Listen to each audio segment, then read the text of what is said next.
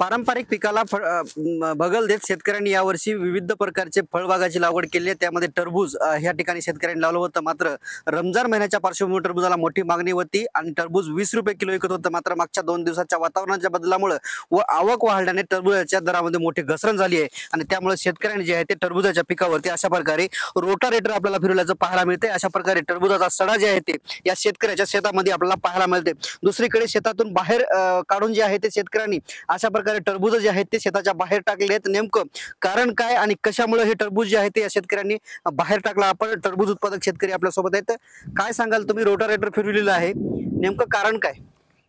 अहो यावर्षी नापिकी झाल्यामुळे पुन्हा रमजानच्या भरोशावर लावलेला माल, रमजानच्या याच्यावर लावल्यामुळे भाव नाही, यावर्षी भाव नसल्यामुळे सगळा धिंगाणा झालेला आहे। पुन्हा आम्हाला काही पुरवून झाले या शेतीमध्ये काही नाही। टरबुजामध्ये तर कसं पुरलं नाही यावर्षी, लागवड सुद्धा निघालं नाही, कर्जमाफी नाही, काही नाही।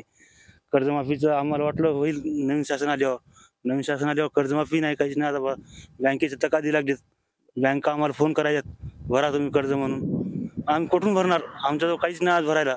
अक्षरशः आम्ही परेशान आहोत शेतकरी। नापिकी आभाळ फिबाळ आले, पाऊस आला, काय करणार आम्ही, हे की नाही? आता याच्याशिवाय काहीच वरून नाही आम्हाला, कर्जमाफीशिवाय काहीच नाही पर्याय आम्हाला। काय मागणी असणार आहे सरकारकडे? आम्हाला कर्जमाफीच पाहिजे, दुसरं काही लागत नाही आम्हाला। साधारणतः हे टरबूज किती एकर होतं आणि याला खर्च किती आला होता? हा एक एकर प्लॉट होता। याच्यामध्ये 80,000 रुपयाचा लागवड लागलेला आहे आणि 70,000च्या जवळ झाली समजा। जवळपास हजारो रुपये यांनी खर्च केलेला आहे।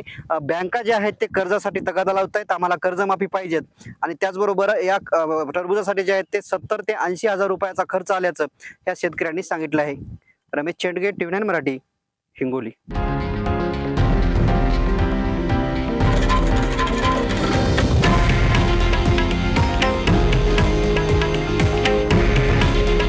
हे आहे देशातील नंबर 1 न्यूज नेटवर्क आणि आपण पाहत आहात TV9 मराठी।